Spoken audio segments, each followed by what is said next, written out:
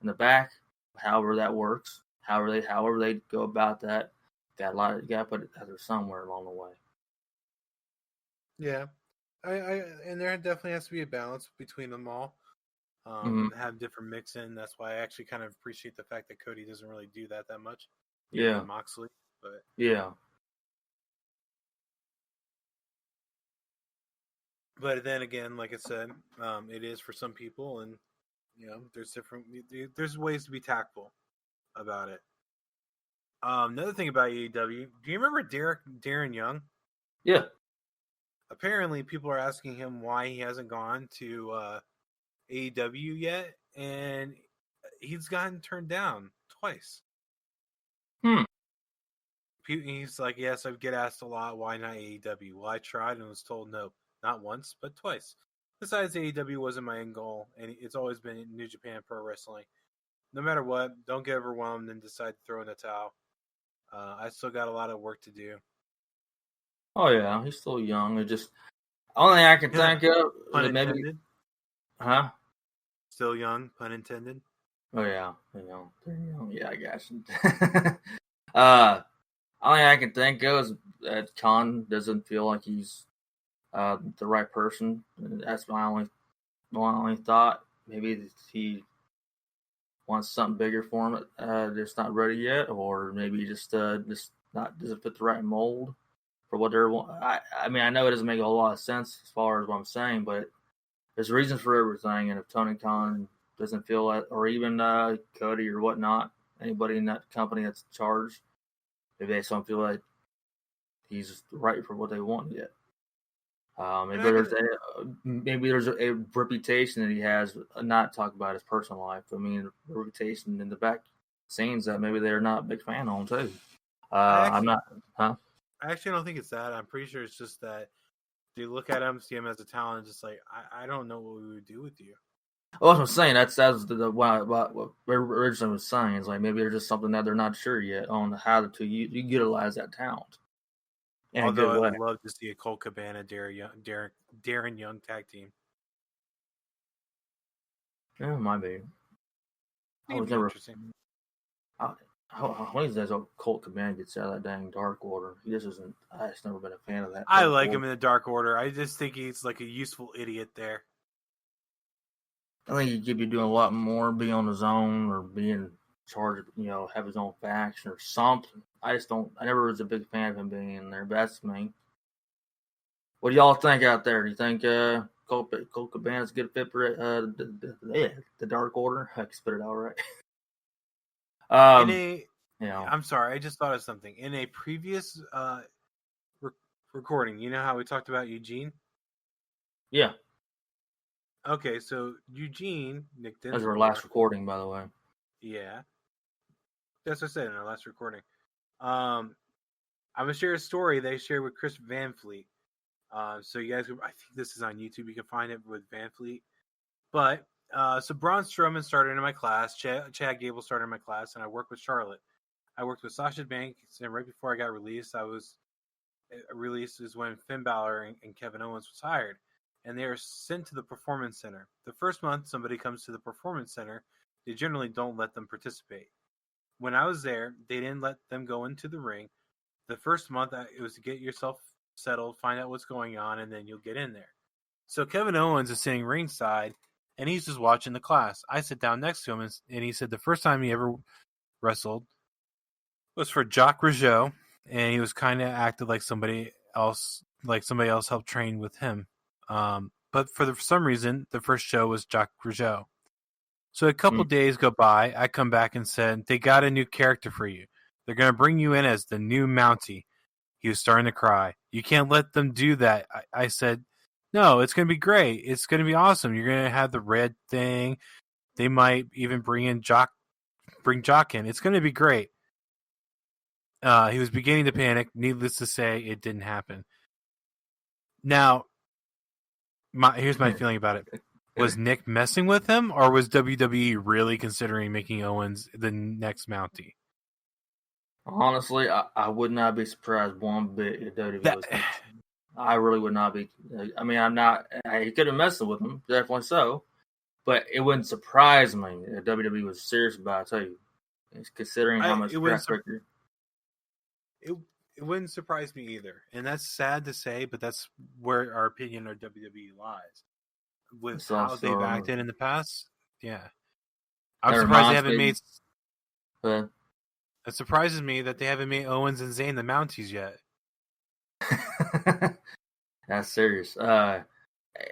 Random thought just came to my mind when we talked about this. Heck, they almost won. They won the name of Stone Cold Steve Austin. One of the names was Ice Dagger. So you have to realize there's a track record. And Chili McFreeze. Chili McFreeze. That's what. There was 3 of them, but that was 2 of them. They won the name Stone Cold Steve Austin. Luckily, his wife accidentally said Stone Cold, and thank God that he went with that name. That's just one of the examples. But yeah, I don't think. Nick could have been Nick Dinsmore could have been messing with him, but I would not be surprised that WWE was actually really considering that too. I would not shock me one bit. And kind of like, I mentioned before when Sting showed up with Tony Schiavone and here it's Sting, and that's synonymous with Tony Schiavone. Yep. Jim Ross going, Stone Cold, Stone Cold, Stone Cold. Yeah. It's synonymous with him. They did right with that. They did just perfect with that. Let Tony Schiavone have that moment. They did just fine with that. I'm glad that they allowed that to be instead of JR or Excalibur take that spot, which I'm sure they would have not let Excalibur take that spot. But that was good. They did the traditional way, like it was back years ago. Did you see? Go ahead. Well, we kind of touched on this. You know how you talk about how you can kind of see WWE doing something that's stupid to Kevin Owens. Mm-hmm. So you remember how they had the North American Triple Threat match, the North American Title Triple Threat match at War Games between Damian Priest, Leon Ruff, and Johnny Gargano? Yeah. Apparently, the only reason that they put the title on Leon Ruff is because someone in the back thought it was funny.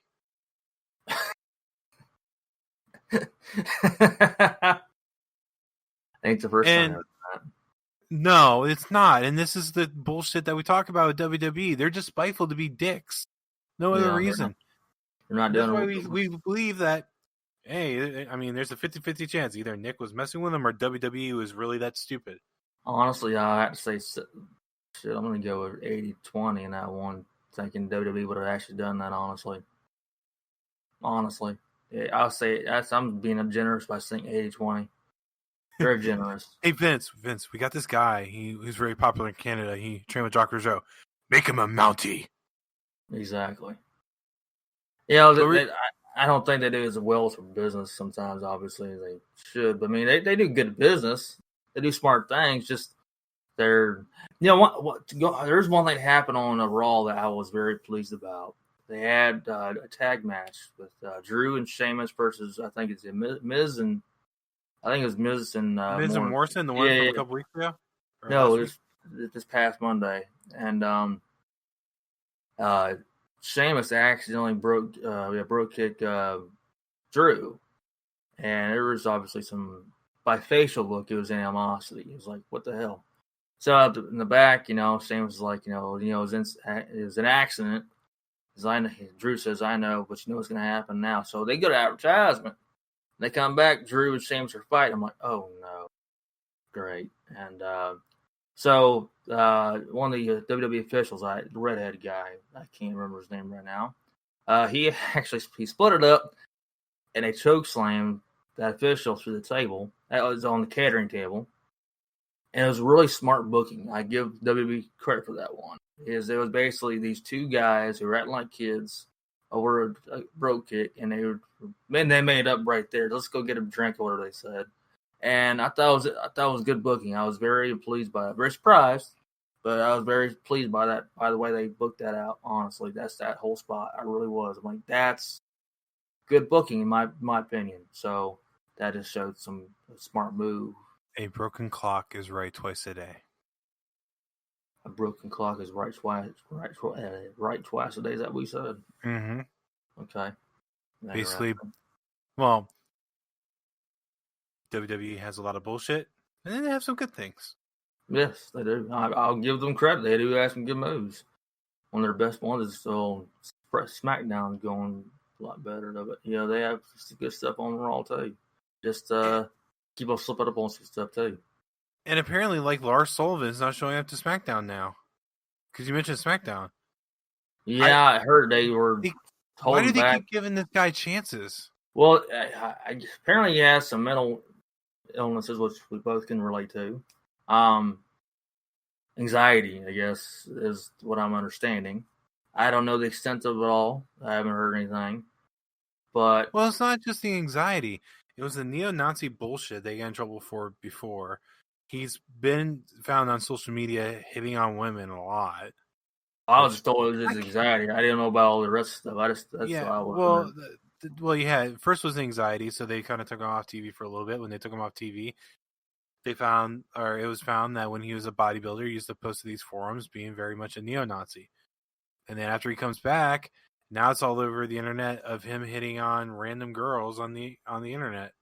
Which, look, I'm a guy. I can get it to an extent, but what the fuck?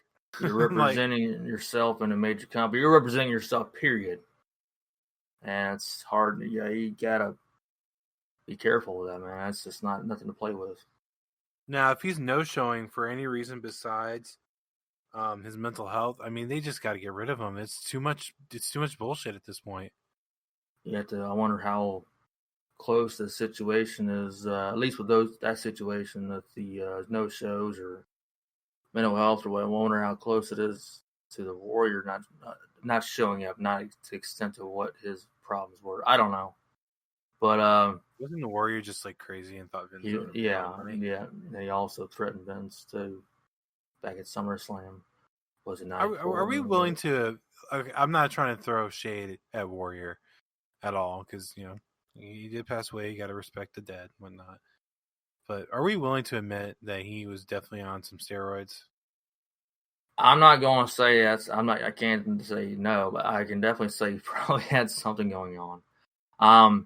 And it's not even talking necessarily about his physique either. It's him being cuckoo for Cocoa Puffs. That's what I was getting at. Yeah, super aggression, but also then adding in the fact that he looked like a less swollen Scott Steiner. I mean, some people just work out. I mean, it's a dieting thing too. Look at Jinder Mahal too. I mean, I know it's still different, but it's Jinder Mahal, Drew McIntyre look like they have natural physique. Like it is dieting, and it is working out. They don't look super jacked like Ultimate Warrior did. Well, no, they don't. I'm not saying they do. I'm not saying that as to say it's a different story, different thing, but it just. Yeah, I'm sure he did roid up a little bit somewhere along the way. I'm guessing how I would go with that. I'm guessing. I don't want to sit there and put Mark said this. No, I'm just saying. I'm guessing he sure did something back then. There's a lot of people did back then, and then the drug situation was a little different too. And with Drew, I am more than confident in saying that's more than likely dieting.